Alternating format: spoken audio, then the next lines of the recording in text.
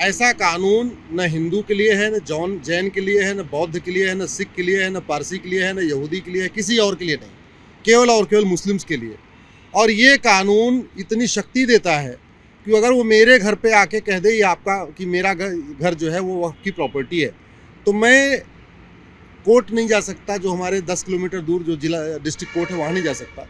हमको लखनऊ जाना पड़ेगा जो 700 किलोमीटर दूर है, और लखनऊ में उस बोर्ड के सामने जाना पड़ेगा जहाँ सारे मुस्लिम्स हैं। तो ऐसी व्यवस्था तो पाकिस्तान, अफ़गानिस्तान और इंडोनेशिया में नहीं है, बांग्लादेश में नहीं है, ऐसा कानून ट्यूनीसिया, टर्की में नहीं है, लेकिन ऐसा कानून भारत में है जो कॉन्स्टिट्यूशन की बेसिक स्ट्रक्चर के खिलाफ है, जो असीमित शक्तियाँ देता है।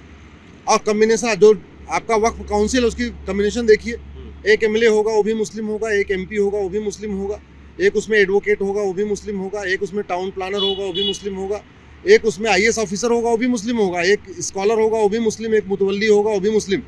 तो इस तरीके के कम्बिनेशन के सामने तो कहने का मतलब जो वक्फ बोर्ड है वही चोर, वही दरोगा और वही जज, तीनों वही काम कर रहा है। लेकिन वक्फ बोर्ड के लिए माना जाता है कि जो पुरानी ऐसी प्रॉपर्टीज़ जो कि जो है मुगल काल में या उससे पहले जो है मुस्लिमों के नाम थी, उनको संरक्षित करने की जिम्मेदारी वक्फ बोर्ड के पास होती है, लेकिन आप कह रहे हैं कि ऐसा नहीं है। वक्फ बोर्ड पहली बात तो भारत का सबसे बड़ा लैंड माफिया बन चुका है। रेलवे और सेना के बाद सबसे ज़्यादा उसने ज़मीनों पे कब्जा कर लिया है। 6.25 लाख ज़मीनों पे वैध कब्जा है, 2 लाख ज़मीनों पे अवैध कब्जा है। ठीक है। दूसरी बात ये, मुगलों के टाइम में तो मुगलों ने पूरे भारत पे कब्जा किया हुआ था, तो क्या हम वही चाहते हैं कि जो मुगलों ने पूरे भारत पे किया था, मुगलों के बाद ये वक्फ पूरे भारत पे कब्जा कर ले? ये वक्फ बोर्ड एक्सटॉर्शन का काम कर रहा है। ये आपके यहाँ जाएगा, आपको नोटिस भेज देगा कि जी आपका जो घर है ये वक्फ की प्रॉपर्टी है। अब आप क्या करोगे? सेटल करोगे काम को, भैया 2 लाख रुपए ले लो, 3 लाख रुपए ले लो, लेकिन नोटिस वापस ले लो। दूसरा, ये वक्फ बोर्ड कन्वर्जन का काम करा रहा है। आदिवासी एरिया में जहाँ पे दलित होते हैं, ट्राइबल्स होते हैं, उनको ज़्यादा नियम कानून नहीं पता, वो वहाँ पे सालों से रह रहे हैं, लेकिन उनके पास कोई डॉक्यूमेंट नहीं होता है। वहाँ जाके कहता है कि ये पूरा गांव वक्फ का है। जब वो कहता है पूरा गांव वक्फ का है, तो वो बेचारे घबरा जाते हैं। उनको कंडीशन क्या देता है? ये आप या तो कन्वर्ट हो जाओ, और अगर आप कन्वर्ट नहीं होगे तो ये सारी ज़मीन हम वक्फ की बना देंगे। तो एक तरीके से ये वसूली भी कर रहा है, एक्सटॉर्शन भी कर रहा है, लैंड ग्रैबिंग भी कर रहा है। लैंड माफिया भारत का सबसे बड़ा बन चुका है, और हिंदुओं के कन्वर्जन का काम कर रहा है ये। इसलिए मैं कह रहा हूँ ये कानून पूरी तरीके से कॉन्स्टिट्यूशन के बेसिक स्ट्रक्चर के खिलाफ है। ऐसा कानून, काला कानून आज तक कभी बना नहीं था, असीमित शक्तियां दिया है। ये तो वही काम कर रहा था जो बाबर, हुमायूं, तुगलक, गोरी, गजनी करते थे। मुगल काल में भी यही होता था, जहां उनके जो नवाब जाते थे वो कहते थे ये ज़मीन हमारी है, तो आपको उसी नवाब के सामने गिड़गिड़ाना पड़ता था, नहीं नहीं जी ये हमारी है। आज वही काम वक्फ बोर्ड के सामने करना पड़ेगा आपको, कि अगर वो कह दे आपकी ज़मीन, आपका घर हमारा है। मैं आपको दूसरा एग्जाम्पल देता हूँ।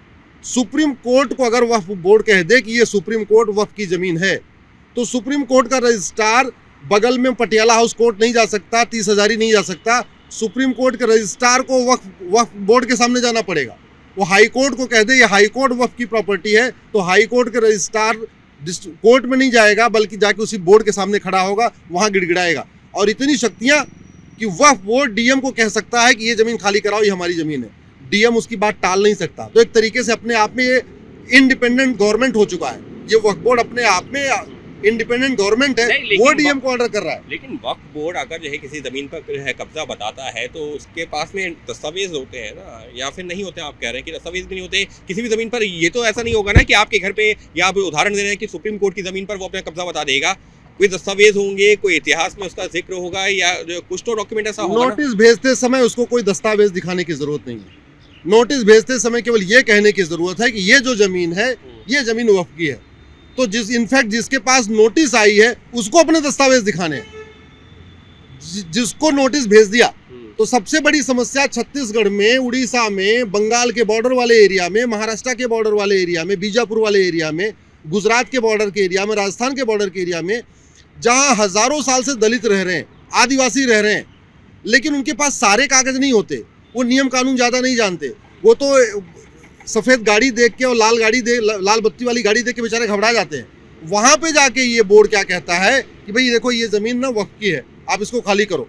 अब वो बेचारे गिड़गिड़ाएंगे, हाथ जोड़ेंगे, बोले एक काम करो, कन्वर्ट हो जाओ, इस्लाम कबूल कर लो, हम इसको छोड़ देंगे।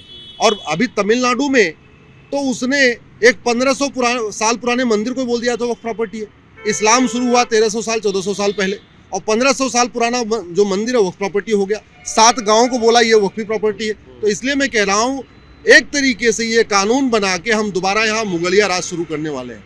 ये कानून भी एकदम औरंगजेब की तरीके है। जैसे औरंगजेब कहता था ये यहाँ ये कन्वर्ट हो जाओ, नहीं तो तुम्हें जो है अपनी या तो कन्वर्ट हो जाओ या भाग जाओ। लगभग ये बोर्ड भी वही कह रहा है, कन्वर्ट हो जाओ नहीं जमीन छोड़ दो।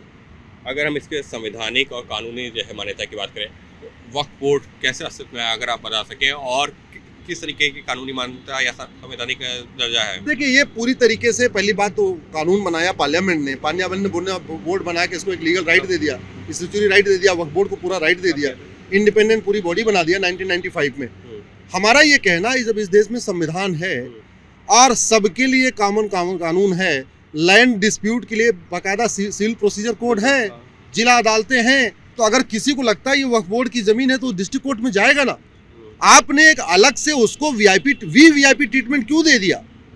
एक आपने वक्फ बोर्ड बना के उसको इतनी असीमित शक्तियां दिया कि वो किसी के लिए जिम्मेदार नहीं, वो डॉक्यूमेंट दिखाने के लिए जिम्मेदार नहीं, वो नोटिस भेजने के पहले सर्वे करने के लिए उसकी कोई जिम्मेदारी अकाउंटेबिलिटी नहीं है, नोटिस भेजने के पहले क्या क्या उसको प्रोसीजर अडॉप्ट करना कानून में कहीं नहीं लिखा। तो वो मन चाहे जिसको चाहे, और यही हो रहा है कि ये वक्फ बोर्ड के जितने चेयरमैन होते हैं, उसके मेंबर हैं, ये बढ़िया मोटा माल कमा रहे हैं, मर्सिडीज से घूम रहे हैं, बड़ी बड़ी फैक्ट्रियां खोल रहे हैं, कुल मिला के ये जमीन लूट रहे हैं, वसूली कर रहे हैं, अवैध उगाही कर रहे हैं और धर्मांतरण भी करा रहे हैं। आपने सुप्रीम कोर्ट में भी याचिका दायर की है इसको लेकर के, क्या मांग की है? सुप्रीम कोर्ट में हमने ये कहा है कि महाराष्ट्र के 55 मामले सुप्रीम कोर्ट में आए हुए हैं।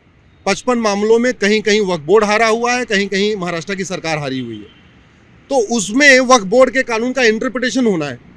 हमने सुप्रीम कोर्ट में याचिका दाखिल करके ये कहा है कि इंटरप्रिटेशन तो बाद में करो, पहले आप इस कानून की वैलिडिटी टेस्ट करो, ये वैलिड है या इनवैलिड है, ये लीगल है या इलीगल है, पहले ये टेस्ट होना चाहिए ना भाई। कानून का इंटरप्रिटेशन तो बाद की बात है, पहले कानून की वैलिडिटी टेस्ट हो। इसीलिए कल सुनवाई है, कल हमने यही कहा है सबसे पहले आप हमारी याचिका सुन लो, क्योंकि अगर हमारी याचिका सक्सेस हो गई, जब ये कानून खत्म हो गया, तो 55 जो मैटर सुप्रीम कोर्ट के वो अपने आप खत्म। तो आपने किस आधार पर जो है इसको चुनौती दी है? देखिए पहली बात तो हमने कहा है कि आप इस तरीके का केवल एक समुदाय के लिए आप इस तरीके का बोर्ड नहीं बना सकते। जमीन का जो विवाद है वो डिस्ट्रिक्ट कोर्ट से ही हल होता है, आप एक समुदाय को अलग से बोर्ड बना के उसको अधिकार नहीं दे सकते। तीसरा, जहां जमीन का डिस्प्यूट होता है वहां सिविल प्रोसीजर कोड लागू होता है। सिविल प्रोसीजर कोड में बाकायदा डिफाइन है, नोटिस भेजना है तो क्या करना है, दो गवाहों के बयान होने हैं, एविडेंस होना है, सब कुछ होता है। तो उसको आप कोर्ट का दरवाज़ा नहीं बंद कर सकते। दूसरा, जो कॉन्स्टिट्यूशन है, राइट टू रिलीजन, आप हमारे मंदिरों को ये कह दो कि भाई ये तो वक्फी प्रॉपर्टी है, मंदिरों का डॉक्यूमेंट नहीं होता। मंदिर तो 1,500 साल, 2,000 साल, 3,000 साल पुराने बने, हम कहाँ से कागज़ ला के दिखाएंगे कि मंदिर किसने दान किया, ये मंदिर किसने बनवाया, इस मंदिर में कौन कौन पुजारी था। आप अगर हमसे पूछो, हमारे लिए तो मंदिर के बारे में एविडेंस देना बहुत मुश्किल हो जाएगा, हज़ारों साल पुराने हैं। तो इसलिए मैं कह रहा हूँ ये पूरी तरीके से आर्टिकल 14 रूल ऑफ लॉ के खिलाफ है, राइट टू जस्टिस आर्टिकल 21 के खिलाफ है, राइट टू रिलीजन आर्टिकल 25 के खिलाफ है, जो right to manage maintain religious places होता है आर्टिकल 26 का जो फंडामेंटल राइट उसके खिलाफ है, और पूरी तरीके से डिस्क्रिमिनेट कर रहा है आर्टिकल 25 जो कह रहा है कि आप कानून बना के हिंदू मुस्लिम में भेदभाव नहीं कर सकते। ये तो भेदभाव कर रहा है, एकदम ओपनली भेदभाव कर रहा है।